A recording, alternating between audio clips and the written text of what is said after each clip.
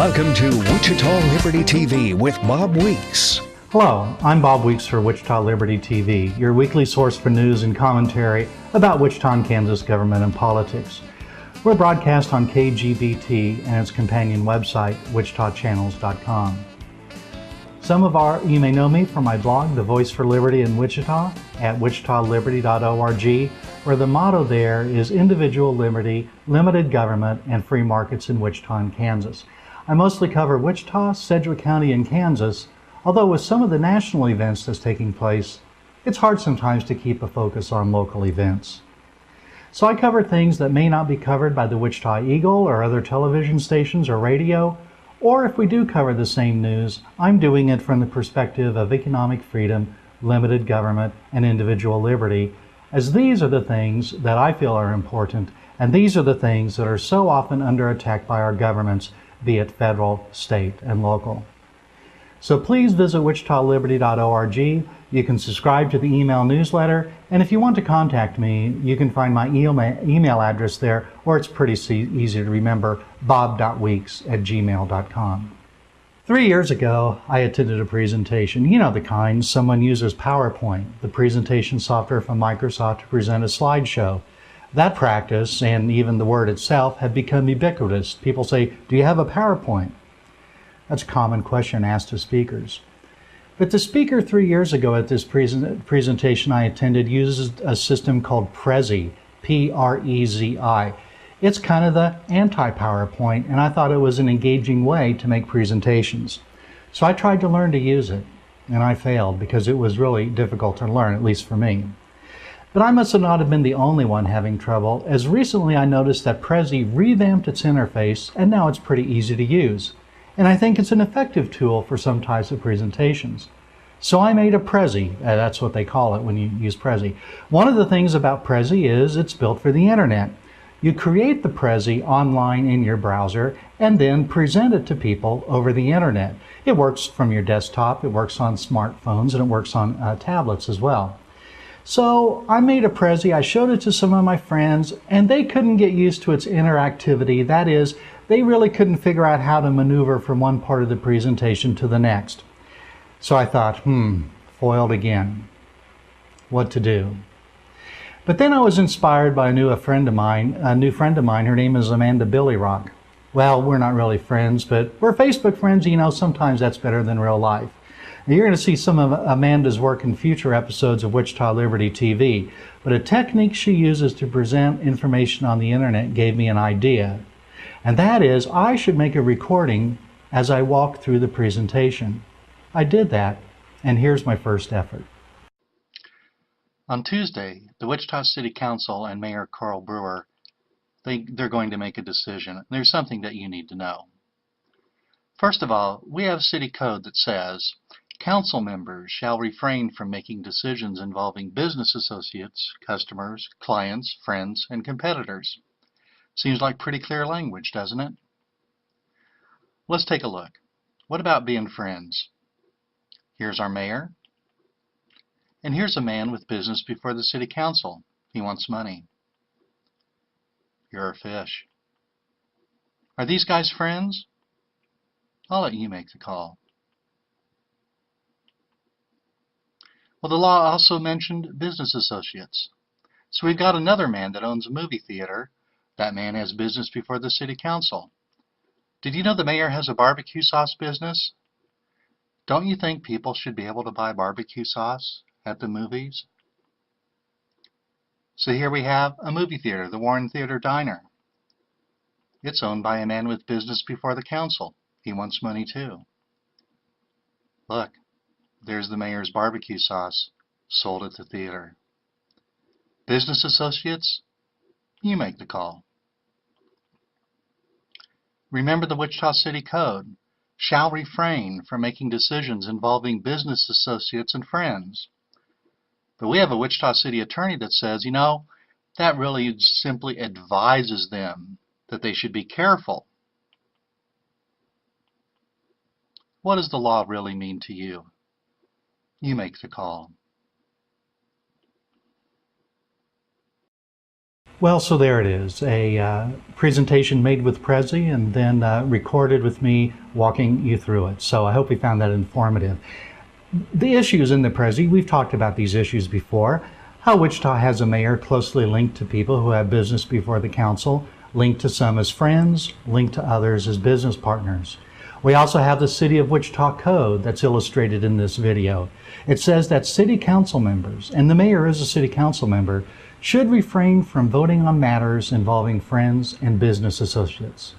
It doesn't matter if they're going to vote for or against these people, they shouldn't vote at all. But Wichita also has a city attorney. He says that refrain doesn't mean don't do that. The phrase shall refrain is simply advice, a rule of thumb, so to speak. All it means is that city council members should be careful, or something like that. I can't really figure out what they mean. But what does shall refrain mean to you? Let's take a moment off for a commercial. We'll be right back.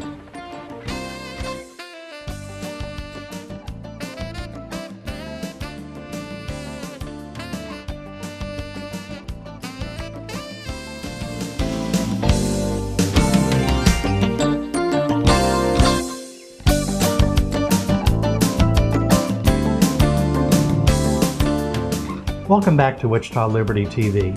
I'm Bob Weeks.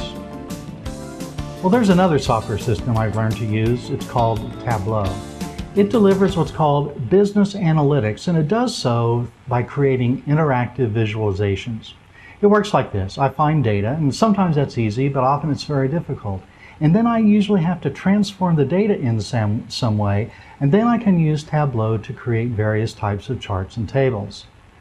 Well, so far that sounds pretty much like using a spreadsheet product like Microsoft Excel to make a business chart. But Tableau is much more powerful, and it's something else. It's interactive. I can create a framework that gives you the ability to experiment with the data in order to gain insight.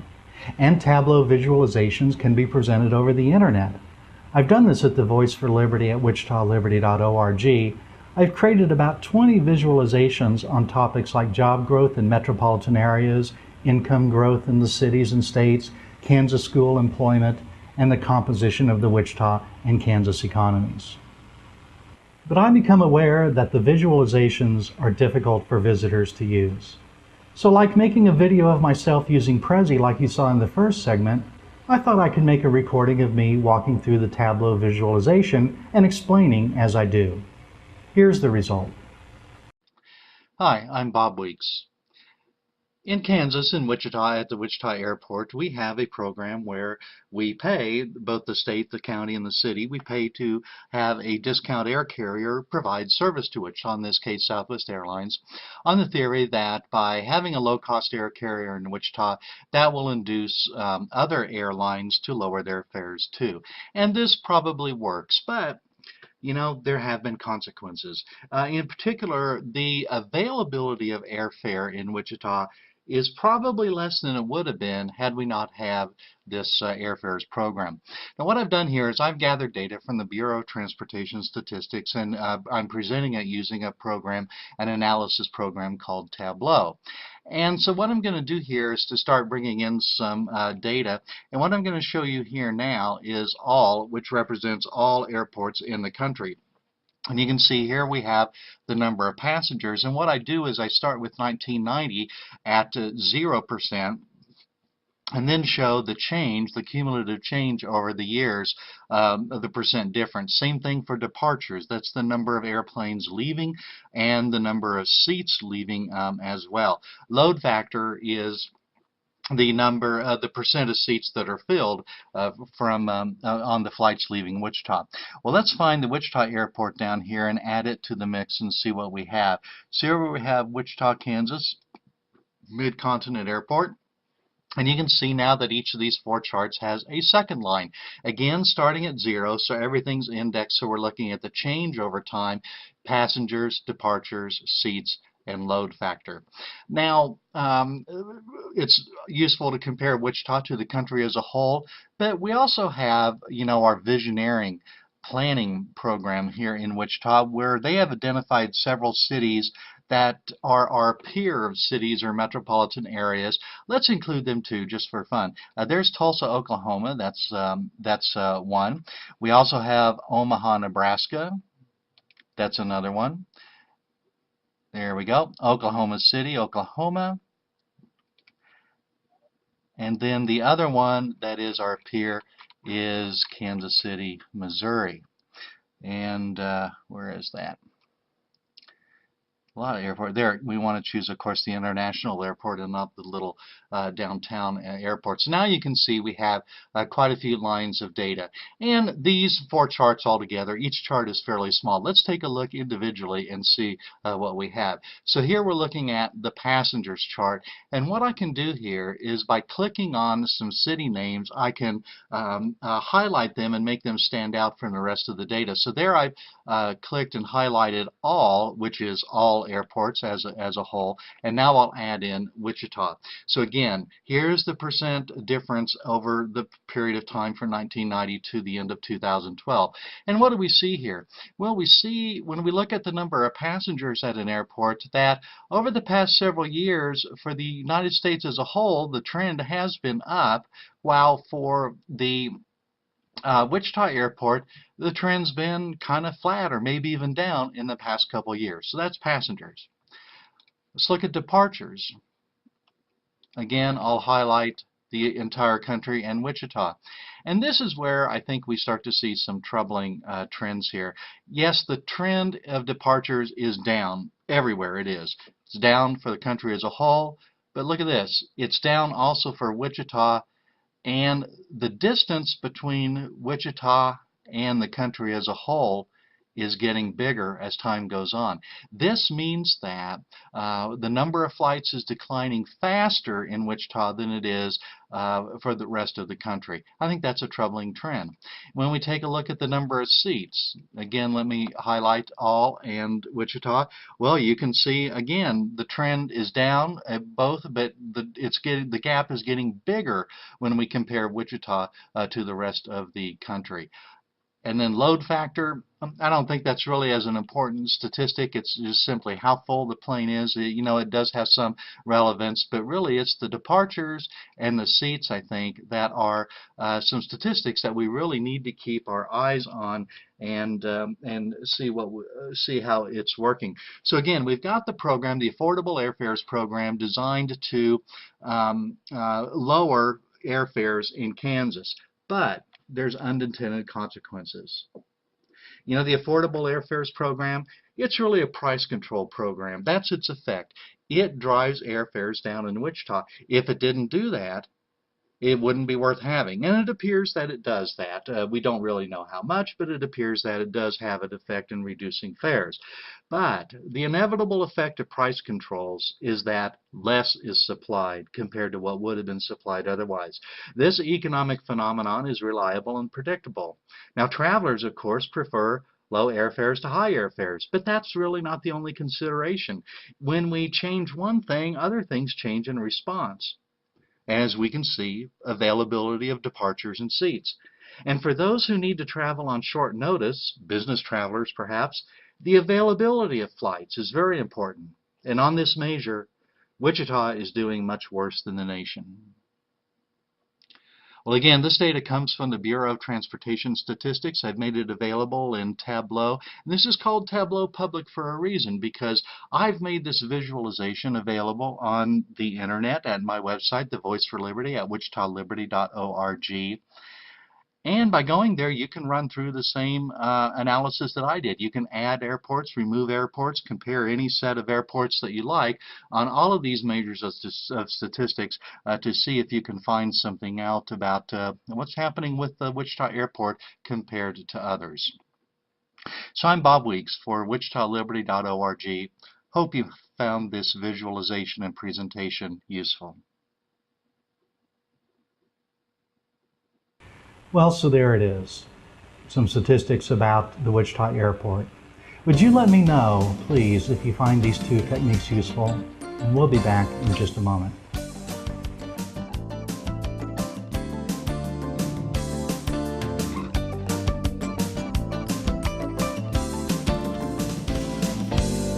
You're watching Wichita Liberty TV.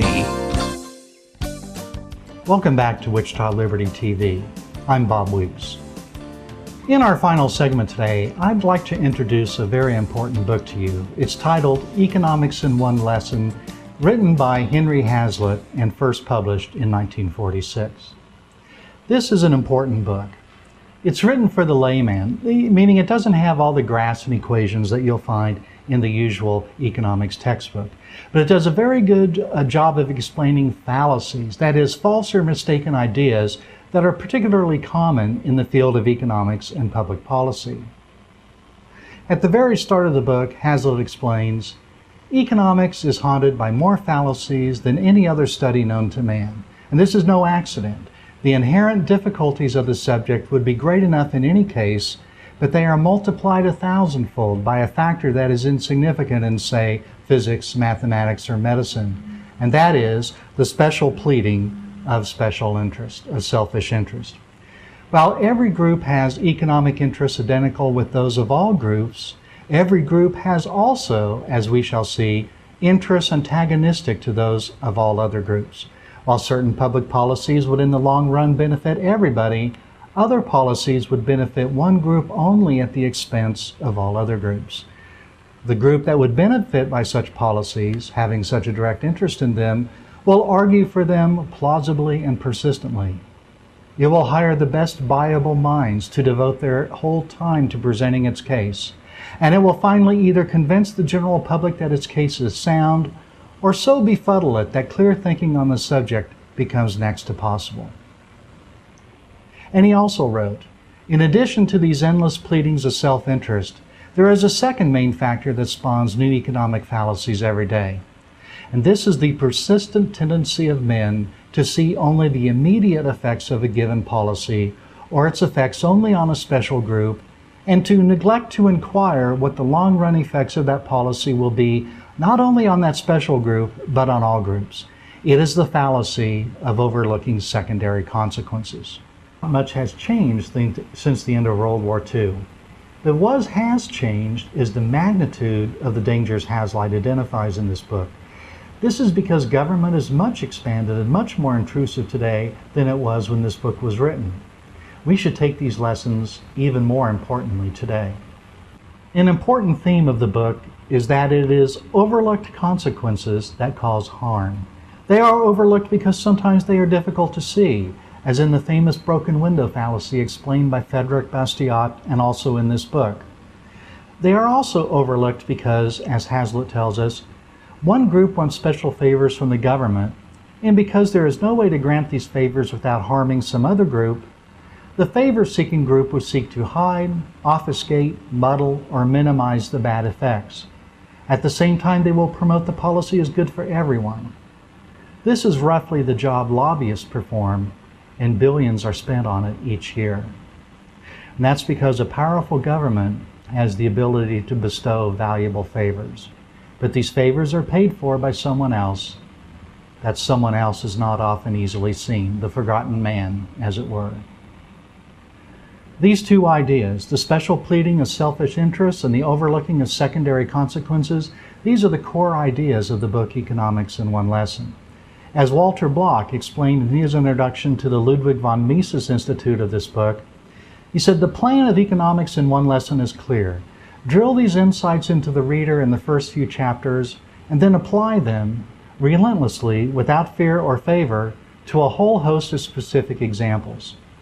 Every widespread economic fallacy embraced by pundits, politicians, editorialists, clergy, and academics is given the back of the hand they so richly deserve by this author.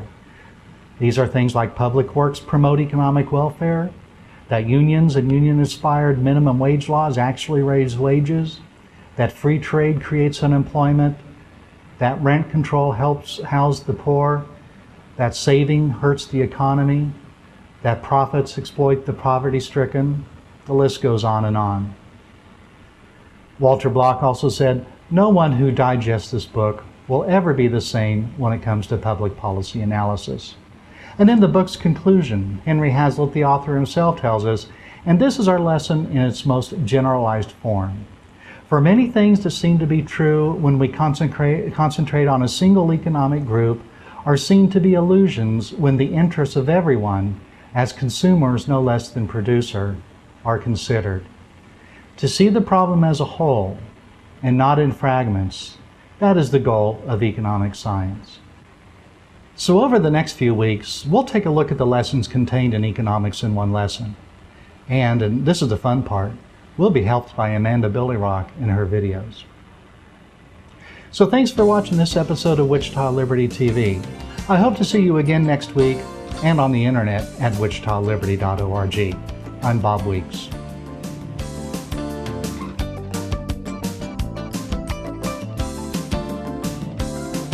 This has been Wichita Liberty TV. Thank you for watching.